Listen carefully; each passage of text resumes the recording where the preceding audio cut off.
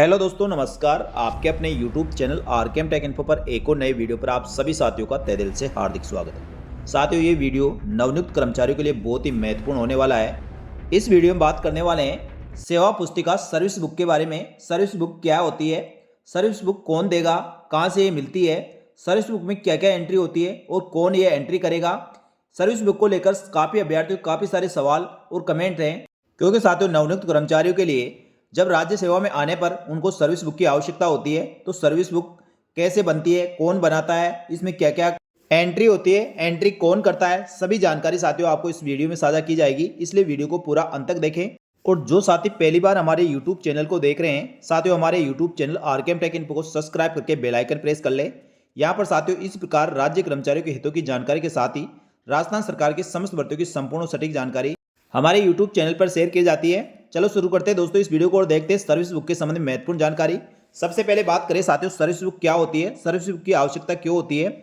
साथियों service book राज्य कर्मचारियों की सेवा विवरण पुस्तिका होती है। इसमें आपकी राज्य सेवा में नियुक्ति से लेकर अंतिम सेवानिवृत्ति तक सभी विवरण साथियों आपका इस पुस्तिका में अंकित किया जाता है। साथियों अभी राजस्थान सरकार की हाल ही में काफी भर्तियों के नवनियुक्त कर्मचारियों को नियुक्ति और पदस्थापन आदेश जारी किए गए थे। तो नवनियुक्त कर्मचारियों को सेवा पुस्तिका की आवश्यकता होगी। सभी राज्य कर्मचारियों को सेवा पुस्तिका बनाना जरूरी है। तो साथियों कमेंट करके जरूर बताएं, हाल ही में जो नवनियुक्त कर्मचारी जो हमारे यूट्यूब चैनल से जुड़े हुए हैं और रेगुलर हमारे यूट्यूब चैनल को देख रहे हैं, क्या आपने साथियों कार्य ग्रहण करने के पश्चात सर्विस बुक बना ली है और आप साथियों किस पद पर नियुक्त हुए हैं, एक बार दोस्तों कमेंट करके जरूर बताएं। जैसा कि साथियों मैंने बताया सर्विस बुक एक राज्य कर्मचारी की सेवा से जुड़ी हुई सभी जानकारी आपके आधिकारिक रिकॉर्ड इसमें दर्ज किया जाता है। यानी साथियों आपकी नियुक्ति से लेकर सेवानिवृत्ति तक यानी रिटायरमेंट तक जो भी आपकी सेवा यात्रा होगी उसका सारा विवरण आपका सेवा पुस्तिका यानी सर्विस बुक में दर्ज किया जाता है। चाहे साथियों कर्मचारी द्वारा अच्छे काम विभाग के लिए किए गए हों या किसी प्रकार की कोई लापरवाही या अनुशासनात्मक कुछ कार्य किया हो तो उसके संबंध में भी साथियों इसमें लेखा जोखा होता है। कर्मचारियों की सर्विस बुक का संधारण यानी साथियों उसका मेंटेनेंस संबंधित कार्यालय द्वारा किया जाता है। यानी जिस विभाग में आपकी नियुक्ति और पदस्थापन होता है उस विभाग के एस्टेब्लिशमेंट सेक्शन द्वारा सर्विस बुक का संधारण किया जाता है। साथ ही दोस्तों ये कर्मचारियों के लिए बहुत ही महत्वपूर्ण दस्तावेज होता है। यानी साथियों इसमें सर्विस का आपका क्योंकि पूरा लेखा जोखा होता है, इसलिए कर्मचारियों के लिए बहुत ही महत्वपूर्ण होती है। साथियों सर्विस बुक में किस किस चीज़ का लेखा जोखा होता है, उसमें सबसे पहले बात करें साथियों आपकी जो भी कर्मचारी होगा उसकी व्यक्तिगत जानकारी होगी, जिसमें नाम, जन्म तिथि, पता, शिक्षा आदि की उससे एंट्री की जाएगी। साथ ही नियुक्ति से संबंधित जानकारी जिसमें नियुक्ति तिथि, पदनाम, कौन से विभाग में आपका पदस्थापन हुआ है, उसके पश्चात आपके वेतन से संबंधित शुरुआती वेतन आपका क्या है, फिक्सेशन के पश्चात आपका वेतन कितना बना और उसके पश्चात जो इंक्रीमेंट हमेशा लगता रहता है उसके अनुसार आपका वेतन कितना निर्धारित हो रहा है, उसका एंट्री इसमें की जाती है। साथ ही स्थानांतरण और पदोन्नति का रिकॉर्ड इसमें दर्ज किया जाता है, कितनी बार आपका ट्रांसफर कहाँ से कहाँ हुआ है और आपका बीच में प्रमोशन हुआ तो उसका रिकॉर्ड भी इसमें संदर्भित किया जाता है। इसके पश्चात साथियों कर्मचारी द्वारा जो भी अवकाश लिए जाते हैं अवकाश का विवरण इसमें दिया जाता है। अवकाश में साथियों सीएल और आरएच का इसमें विवरण नहीं होता है, बाकी सभी प्रकार के अवकाश का विवरण इसमें दर्ज किया जाता है। चाहे साथियों आप पीएल ले रहे हो, मेडिकल ले रहे हो, चाइल्ड केयर लीव ले रहे हो या साथियों आप मेटर्निटी लीव, पेटर्निटी लीव, इस प्रकार सभी प्रकार के अवकाश का विवरण इसमें दर्ज किया जाता है। साथ ही कोई कर्मचारी द्वारा अनुशासनात्मक कार्रवाई की जाती है तो उसका विवरण इसमें लाल अक्षरों से लिखा जाता है। और साथियों जिसमें 17 सीसी 16 सीसी इस प्रकार के नोटिस निकलते हैं और विभाग द्वारा कोई अनुशासनात्मक कार्रवाई की जाती है तो उसका विवरण इसमें अंकित होता है, जिससे साथियों कर्मचारी के उसके प्रमोशन और इंक्रीमेंट आदि पर प्रभावित करता है। साथ ही दोस्तों विभाग द्वारा कोई प्रशिक्षण दिया जाता है वो प्रशिक्षण का विवरण इसमें अंकित किया जाता है। और कर्मचारी द्वारा अच्छे कार्य किए जाने पर उनको यदि विभाग द्वारा या किसी स्तर पर सम्मानित किया जाता है तो उसका विवरण भी इसमें अंकित होता है। इसके बाद बात करें साथियों सर्विस बुक का रखरखाव और इसका मेंटेनेंस कौन करता है, कहाँ पर ये रखी जाती है। तो जैसा कि साथियों मैंने आपको बताया सर्विस बुक का रखरखाव संबंधित कार्यालय के एस्टेब्लिशमेंट सेक्शन द्वारा किया जाता है। जिस अधिकारी कर्मचारी द्वारा आपके रिकॉर्ड मेंटेन रखते हैं उनके द्वारा साथियों इसका रखरखाव किया जाता है। ये हेड ऑफिस की जिम्मेदारी होती है, सभी प्रविष्टियां सही और समय पर इसमें दर्ज हो। साथ ही कर्मचारी अपनी सर्विस बुक को देखने का अधिकारी भी होता है। यानी साथियों समय समय पर आप अपनी सर्विस बुक को देखना चाहते हैं कि कोई एंट्री इसमें पेंडिंग तो नहीं है, क्या समय पर कोई एंट्री हो रही है नहीं हो रही, वह चेक आप कर सकते हैं। कभी भी साथियों अपनी सर्विस बुक आप संबंधित आपके एस्टेब्लिशमेंट सेक्शन में जाकर चेक कर सकते हैं। सर्विस बुक का आगे क्या उपयोग होता है, ये साथियों पेंशन और सेवानिवृत्ति के समय आपके आवश्यक दस्तावेज होता है। इसी के आधार पर आपकी पेंशन और सेवानिवृत्ति से संबंधित कार्रवाई की जाती है। साथ ही प्रमोशन और वेतन का निर्धारण इसके आधार पर होता है। सेवा विवाद या किसी प्रकार के कोई भी प्रमाण की आवश्यकता होगी तो साथियों सेवा पुस्तिका के आधार पर किया जाएगा। विभाग की ऑडिट और रिकॉर्ड का सत्यापन भी आपका सर्विस बुक के आधार पर ही होता है। इस प्रकार साथियों राज्य कर्मचारी के लिए सर्विस बुक बहुत ही महत्वपूर्ण होती है। सर्विस बुक में राज्य कर्मचारी का सारा रिकॉर्ड डेटा होता है, जो चाहे उसकी नियुक्ति से लेकर सेवानिवृत्ति तक सारी एंट्रियां उसमें की जाती है। साथ ही एक पर्सनल फाइल होती है, तो सेवा पुस्तिका में जो भी ऑर्डर के तहत एंट्री होती है उसका ऑर्डर उस पर्सनल फाइल में लगाया जाता है। बात करें साथियों राज्य कर्मचारी के नवनियुक्त कर्मचारी को सेवा पुस्तिका कौन देगा, कहाँ से ये सेवा पुस्तिका मिलती है, सर्विस बुक कहाँ से लेनी होती है, तो साथियों वैसे तो विभाग द्वारा सर्विस बुक दी जा सकती है और कई विभागों द्वारा दी भी जाती है, लेकिन साथियों उसकी क्वालिटी अच्छी नहीं होती है, कम पेज होते हैं। पेपर की क्वालिटी सही नहीं होने के कारण साथियों अधिकांश कर्मचारी जो भी नवनियुक्त कर्मचारी होते हैं वह बाजार से लाकर सर्विस बुक अपने कार्यालय में जमा कराते हैं। तो साथियों आप सभी को एक अच्छी सर्विस बुक जो आप किसी भी स्टेशनरी की दुकान से आप ले सकते हैं, जो उच्च क्वालिटी की हो, अच्छा उसका कवर हो, अच्छे उसमें पेज हो और अधिक पेज उसमें होने चाहिए। ऐसी सर्विस बुक साथियों आप किसी भी स्टेशनरी की दुकान से लेकर अपने संबंधित कार्यालय में आप जमा कराएं, तो साथियों उसी में आपकी सारी एंट्री आप करवाएं। क्योंकि साथियों एक बार नियुक्त राज्य कर्मचारी की किसी की सेवा साथियों 30 साल की होगी, किसी की 32 साल, किसी की 35, किसी की 38, हो सकता है किसी की 40 साल भी हो। तो साथियों एक लंबी सर्विस में आपकी सर्विस बुक की अच्छी क्वालिटी की होनी चाहिए, उसमें अधिक पेज होने चाहिए, साथ ही उच्च क्वालिटी के पेपर उसमें होने चाहिए, जिससे साथियों जब तक आपकी सर्विस है तब तक आपकी सर्विस बुक चलनी चाहिए। इसलिए साथियों अच्छी क्वालिटी की आपको सर्विस बुक लेनी चाहिए। तो साथियों अभी हाल ही में जिन जिन कर्मचारियों ने कार्य ग्रहण किया है, तो आपने सर्विस बुक अपने डिपार्टमेंट से लिए या आपने खुद जमा कराई है, तो साथियों एक बार कमेंट करके जरूर बताएं।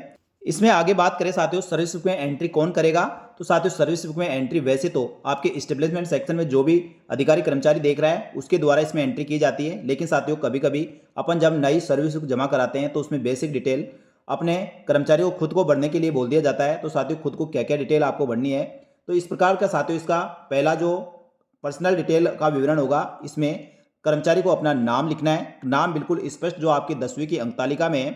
साथ ही दोस्तों आपका निवास स्थान कहाँ पर आपका स्थायी पता है, स्थायी पते का इसमें एड्रेस आपको देना है, अस्थायी पते का नहीं देना है, क्योंकि साथियों अस्थायी पते पे आप कभी भी अस्थायी पता आप बदल सकते हैं, इसलिए स्थायी पते को आपका साथियों यहाँ पर विवरण होना चाहिए। उसके पश्चात साथियों आपकी जन्म तिथि आपकी जो 10वीं की अंक तालिका में है और आपने आवेदन फॉर्म में दर्ज कराई गई है, उसके आधार पर जो आपकी जन्म तिथि वही अंकित करनी है। इसमें आपको अंकों में और शब्दों में दोनों में लिखना है और आपके विभाग अध्यक्ष द्वारा दोस्तों इसको प्रमाणित किया जाएगा। इसके पश्चात साथियों बात करें आगे के विवरण में अपने पिताजी का नाम, पिताजी का एड्रेस, साथ ही दोस्तों कोई महिला कर्मचारी है तो महिला कर्मचारी को विवाहित होने पर उनके पति का नाम और उसका एड्रेस दर्ज करना होगा। इसके पश्चात बात करें साथियों आगे क्वालिफिकेशन की, क्वालिफिकेशन जो आपने जिस शैक्षणिक योग्यता के आधार पर आवेदन फॉर्म भरा है और जो अधिकतम शैक्षणिक योग्यता आपने आवेदन फॉर्म में दर्ज करवाई है, साथ ही दस्तावेज सत्यापन उसके आधार पर करवाया है, वह साथियों शुरुआती शैक्षणिक योग्यता आपको यहाँ लिखनी है। जैसे किसी राज्य कर्मचारी द्वारा साथियों 12th पास कोई भर्ती थी और 12th पास भर्ती में आपने मिनिमम शैक्षणिक योग्यता 12th पास थी, लेकिन साथियों आपने ग्रेजुएशन कर रखी है और ग्रेजुएशन ही आपने आवेदन फॉर्म में दिखाया है और दस्तावेज सत्यापन के समय भी आपने ग्रेजुएशन के डॉक्यूमेंट्स उपलब्ध कराए हैं, उसकी डिग्री, मार्कशीट, सभी अंक तालिकाएं, तो साथियों आपको यहाँ पर स्नातक लिखना है। चाहे साथियों आपने बीए किया हो, बीकॉम किया है, बीएससी किया हो, किसी प्रकार की स्नातक डिग्री आपने कर रखी है, उसका नाम यहाँ पर लिखना है। यदि साथियों आपने दस्तावेज सत्यापन के समय या आवेदन फॉर्म भरने के समय आप कोई डिग्री उस टाइम कंटिन्यू कर रहे हैं, जैसे साथियों किसी ने बीएड कर रखी है या साथियों और कोई डिग्री एमए, एमकॉम कुछ भी आपकी रनिंग में थी, लेकिन साथियों वो डिग्री आपकी कंप्लीट नहीं हुई थी, तो साथियों उसका ब्यौरा यहाँ पर नहीं देना है, क्योंकि साथियों वह डिग्री सर्टिफिकेट आपने आवेदन फॉर्म में नहीं दर्शाया है, नहीं साथियों दस्तावेज सत्यापन के लिए उपलब्ध कराया है, तो वह डिग्री आपको यहाँ पर नहीं लिखनी है। उसको दर्ज करवाने के लिए साथियों जो आगे सेवा काल के दौरान प्राप्त डिग्री, डिप्लोमा, सर्टिफिकेट है, तो साथियों आप जो कार्य ग्रहण कर लेते हैं, कार्य ग्रहण करने के पश्चात 2-3 महीने बाद अपने विभाग अध्यक्ष को एक एप्लीकेशन लिख सकते हैं। एप्लीकेशन में आप बता सकते हैं कि आपने इस भर्ती का आवेदन फॉर्म भरा था, उस समय आपकी ये कोर्स, डिग्री, सर्टिफिकेट आपका रनिंग में था और अब कंप्लीट हो चुका है, तो मैं अपनी सर्विस में इस डिग्री को जुड़वाना चाहता हूं, तो उसके आधार पर साथियों एक एप्लीकेशन देकर आप आगे जुड़वा सकते हैं। या साथियों आप सेवा काल में आने के पश्चात भी कोई भी डिग्री, सर्टिफिकेट कोर्स करते हैं तो उसका विवरण भी आप बाद में ऐड करवा सकते हैं।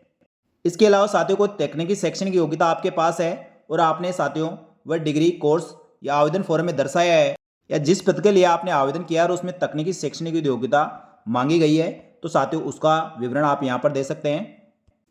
इसके बाद आगे साथियों कर्मचारी को अपने एम्प्लॉय आईडी अंकित करनी होगी, आधार कार्ड अंकित करना होगा, राज्य बीमा पॉलिसी, साथियों प्रोबेशन कंप्लीट होने के पश्चात आपकी एसआई कटौती होती है, उसका एसआई नंबर आपको लिखना है, जीपीएफ कटौती का जीपीएफ अकाउंट नंबर लिखना है। साथ ही नवीन पेंशन योजना साथियों अभी वर्तमान में राजस्थान सरकार में जारी नहीं है, ओल्ड पेंशन योजना है, तो साथियों जिनके नवीन पेंशन योजना लागू होती है तो उसका अकाउंट नंबर आप यहाँ लिख सकते हैं। भारतीय जीवन बीमा पॉलिसी यानी LIC आपकी है तो LIC का अकाउंट नंबर यहाँ लिख सकते हैं। इसके बाद साथियों सबसे महत्वपूर्ण आपका बैंक अकाउंट, या सबसे पहले अपना बैंक का नाम लिखना है। उसके पश्चात उसका बैंक खाता संख्या और IFSC कोड आपको यहाँ दर्ज करना है और नीचे पैन कार्ड नंबर लिखना है। यहाँ साथियों अपने बैंक का नाम और खाता संख्या आपको सही से लिखना है, क्योंकि साथियों आपकी सैलरी इसी में आने वाली है, इसलिए बैंक का विवरण आप सही से भरें। और साथियों जिस भी बैंक खाते में आप अपनी सैलरी लेना चाहते हैं उसका विवरण यहाँ दर्ज करना है। जहाँ तक साथियों अधिकांश विभागों द्वारा SBI अकाउंट में सैलरी ट्रांसफर की जाती है, तो यदि आपका SBI अकाउंट में खाता है तो SBI का लिखें, अन्यथा दोस्तों आपके विभाग से आप संपर्क करके उनसे पता करके किसी भी बैंक खाते में आप सैलरी लेना चाहते हैं पहले एक बार कंफर्म कर ले और उसके बाद इसकी एंट्री करें।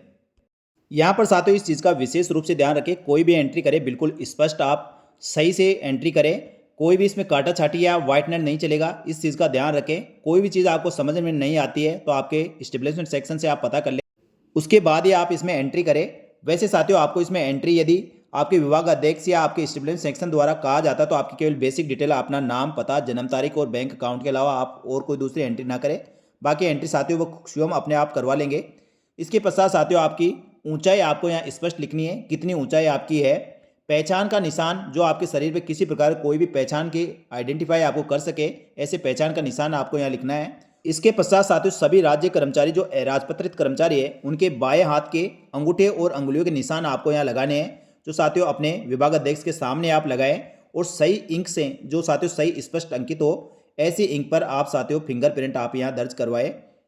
इसमें साथियों क्रम से सबसे पहले कनिष्ठ का, फिर अनामिका, फिर मध्यमा और तर्जनी और लास्ट में अंगूठे का निशान आपने जो एस्टेब्लिशमेंट सेक्शन में जो आपकी फाइल देख रहा है उनके सामने साथियों अपने बाएं हाथ के अंगूठे और अंगुलियों के निशान दर्ज करवाए।